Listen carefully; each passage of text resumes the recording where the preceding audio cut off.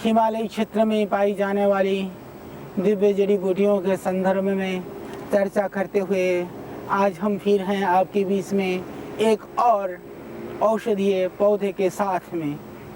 यह वह पौधा है जो आयुर्वेद में बहुत प्रयोग किया जाता है, बहुत ही अच्छा पौधा है और इसका जो नाम है इसको बोलते हैं धातकी।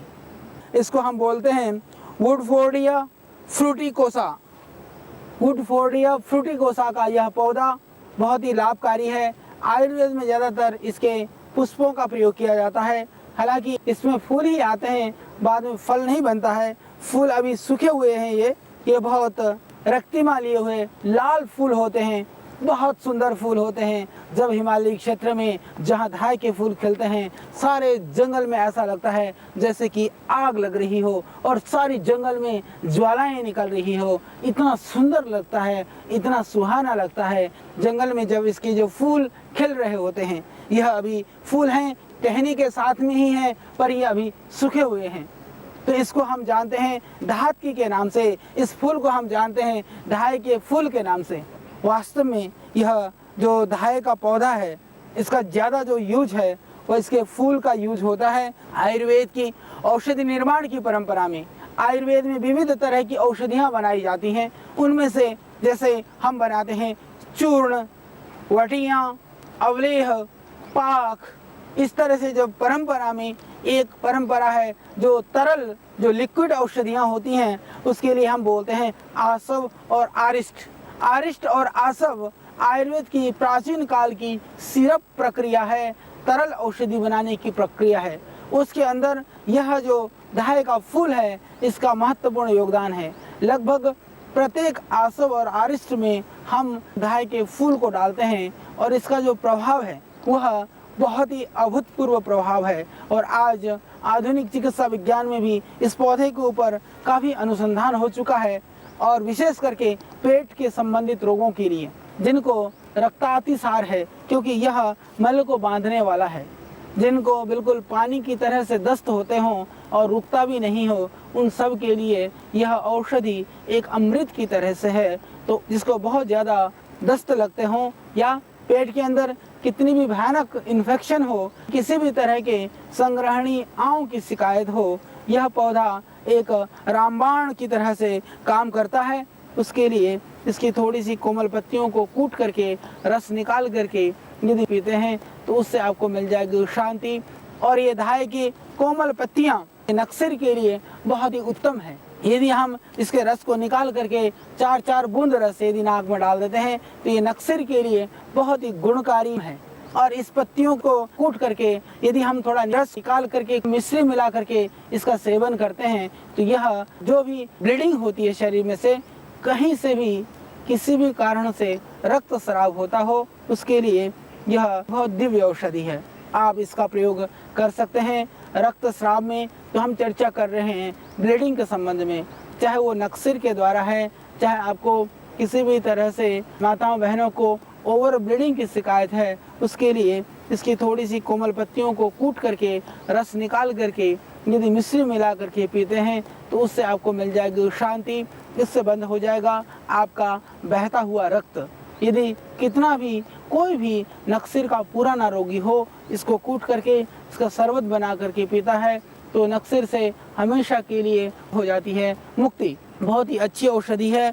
और दांतों के विकार के लिए इसके धाय के पत्ते और फूल, इसके फूलों को और इन पत्तियों को काढ़ा बना करके यदि वो गरारे करते रहते हैं तो दांतों के रोगों के लिए ये बहुत ही अच्छा है। मुख्य रोगों के लिए ये बहुत दिव्य औषधि है।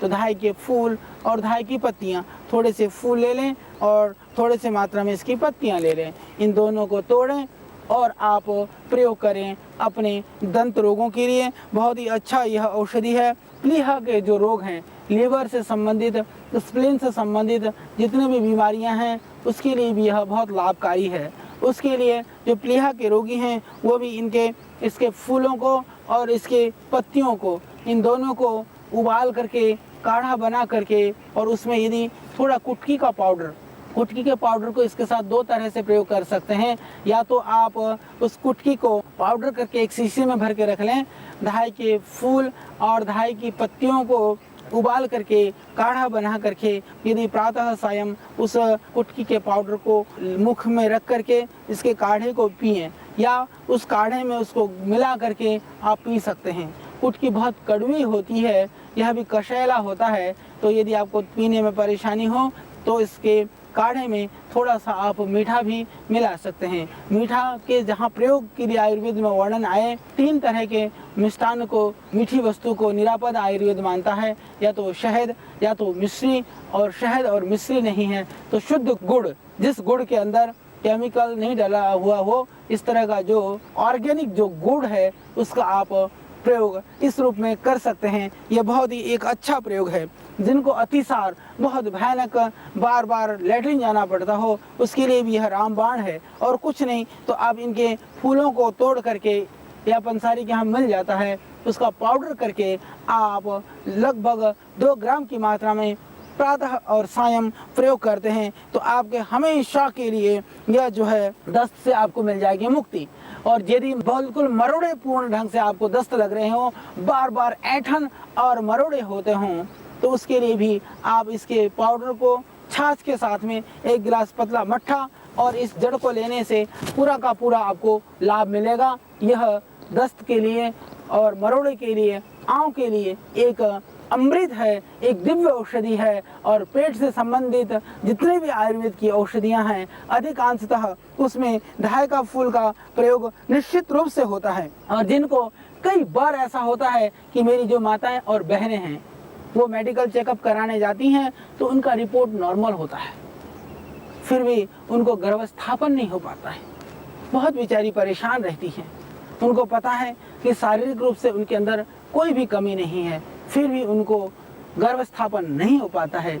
उस स्थिति में नीलकमल का जो फूल है वह कई जगह तालाबों में होता है, अन्यथा वह पंसारी के यहाँ मिल जाता है।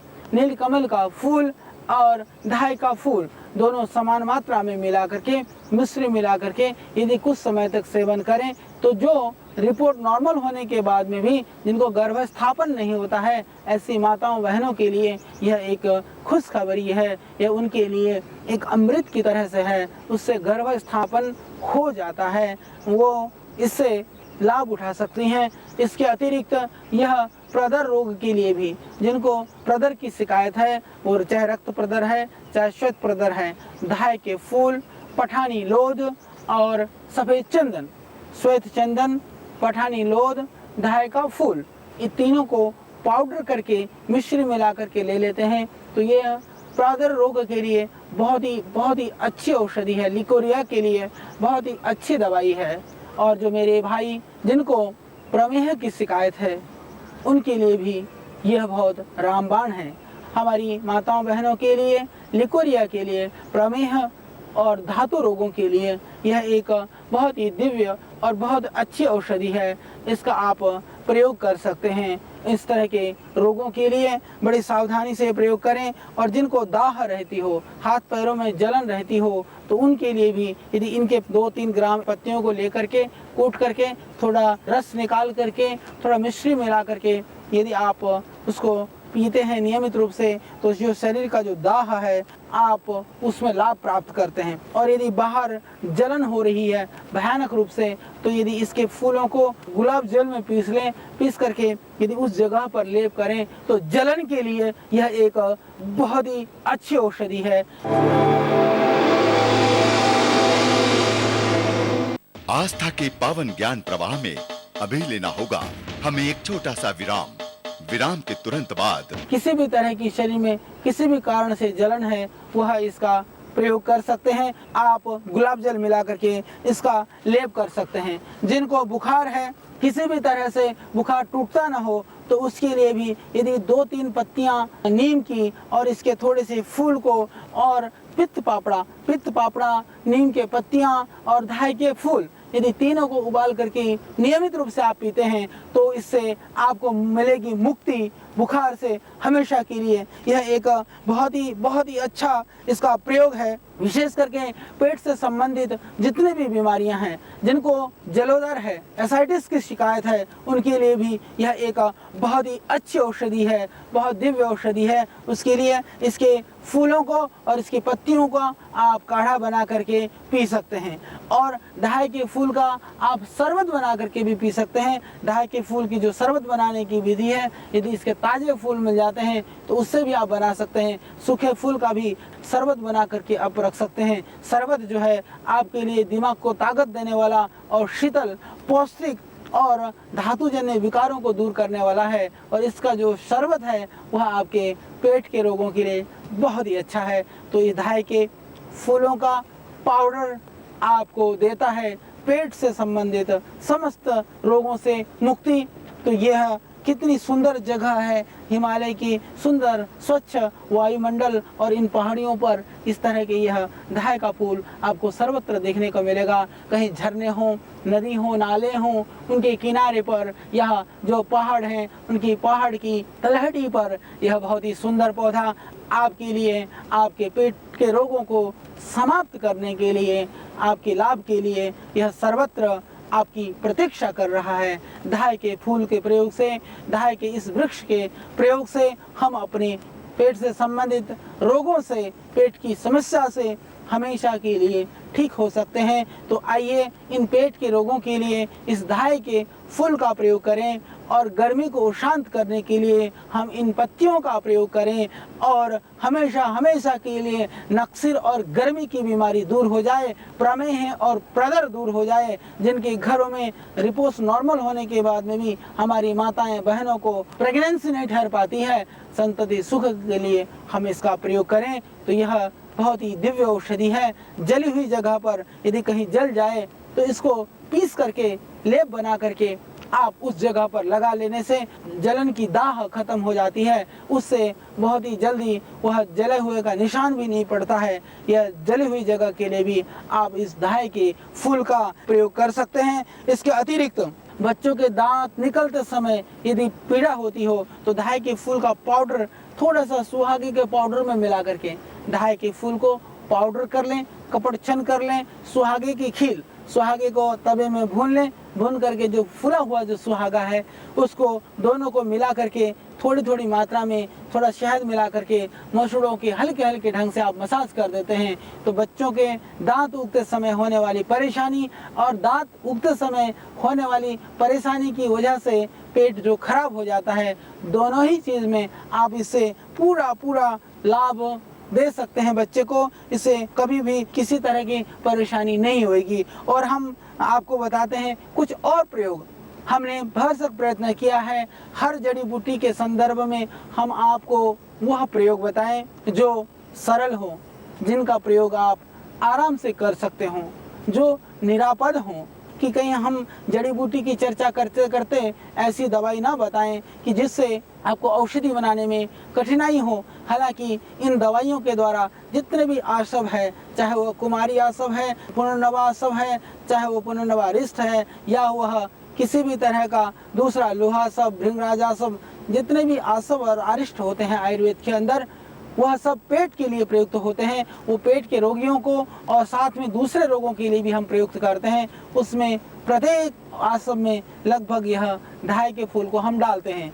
इसके अतिरिक्त जो पेट से संबंधित जिनमें दस्त को रोकने की क्षमता होती है, इस तरह की औषधियों में भी इस ढाई के फूल का प्रयोग होता है। तो आयुर्वेद के अंदर शास्त्रीय परंपरा से, ऋषियों की परंपरा से बहुत सारे औषधियों का विधान है। तो हमने पाया है पहाड़ों में आज भी कई जगह दस्त लगता है तो दस्त को रोकने के लिए इसके फूल का पाउडर का ही सेवन करते हैं। तो यह दिव्य औषधि है, यह अमृत है, यह सुगमता से उपलब्ध होने वाला और निर्विवाद रूप से आपको लाभ पहुंचाने वाला यह पौधा है। तो इसका हम प्रयोग करें। इसके अतिरिक्त यदि कहीं जख्म हो गया हो, घाव हो गया हो, आपको कुछ भी ना मिले, इसके थोड़ा सा मोटी टहनी का यदि आप छिलका निकाल करके उसको चंदन की तरह से घिस करके उस जगह पर लगा लेते हैं तो उससे रक्त बहना तुरंत बंद हो जाता है। खून को रोकने के लिए ये बहुत ही एक अच्छी औषधि है और इसके अतिरिक्त इससे जख्म जल्दी भर जाता है। तो जख्म को भरने के लिए, खून को रोकने के लिए इस दाहे के फूल का आप प्रयोग कर सकते हैं। जो नासूर कभी पकने को नहीं पा रहा हो और बढ़ाई जा रहा हो, उस फोड़े के लिए, उस नासूर के लिए आप इसके छिलके को पीस करके पेस्ट बना करके यदि आप उस जगह पर लगा लेते हैं तो उससे वो नासूर भी या तो पक जाएगा या तो बैठ जाएगा। यह एक बहुत ही अच्छी औषधि है इन सब रोगों के लिए। तो इसके बहुत सारे प्रयोग हो सकते हैं। तो ये मैंने आपको बताने का प्रयत्न किया कुछ अनुभूत ऋषियों की परंपरा से और ग्रामीण सुदूर एरियाओं में, आदिवासी क्षेत्रों में जो हमारे भाई बहन माताएं जिन औषधियों को प्रयोग करते हैं उन प्रयोगों को। तो आइए आज से हम संकल्प करें, हम इन जड़ी बूटियों को अपनाएं और इन हिमालयी दिव्य क्षेत्र के जितने भी ये औषधियां हैं उनके विषय में अपनी जानकारी को बढ़ाएं। ऋषि दयानंद कहते हैं कि यदि हम जड़ी बूटियों का ज्ञान करें, विशेष करके माताएं बहनें यदि थोड़ा जड़ी बूटियों का ज्ञान करती हैं तो दो परिवार का लाभ पहुंचा सकती हैं। तो प्रत्येक व्यक्ति यदि थोड़ी भी जड़ी बूटियों को जानता है, उनके प्रयोगों को जानता है, तो आप इनको अपने क्षेत्र में, अपने एरिया में, अपने विभाग में और अपने जहां जिन क्षेत्र में आप कार्य करते हैं वहां बता करके यश के भागी बन सकते हैं। देश में से जो रोग है, जो बीमारी है, उसको दूर करके स्वस्थ बनाने में लोगों को आप सहभागी बन सकते हैं। तो आइए आज से हम संकल्पित हों, संकल्पवान हों कि इन जड़ी बूटियों का प्रयोग अपने जीवन में स्वयं करेंगे और सामान्य से लेकर के जो कष्ट साध्य जीर्ण क्रॉनिक डिजीज हैं उन पर भी हम जरूर जड़ी बूटियों का आश्रय लेंगे, अपने खान पान को सुधारेंगे, अपने आचार विचार और व्यवहार को सुधारेंगे।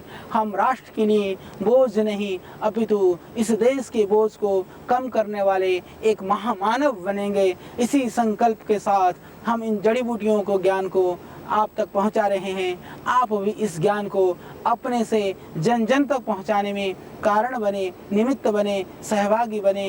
यही हमारा आह्वान है और इसी के लिए हमारा यह प्रयत्न है। कल फिर हम मिलेंगे आपके साथ एक और दिव्य जड़ी या दिव्य वृक्ष या किसी पुष्प के साथ। प्रतीक्षा करिए, कल तक फिर बताएंगे आपको जीवन जीने के लिए आयुर्वेद एवं जीवन दर्शन। जीवन को जीना है तो आयुर्वेद के सहारे से जीना है। आयुर्वेद ही जीवन है, जीवन ही आयुर्वेद है। तो इन जड़ी बूटियों को हम अपनाएं, अपने जीवन को खुशहाल और निरामय बनाएं। आज के लिए इतना, फिर कल मिलेंगे आपके साथ इसी समय।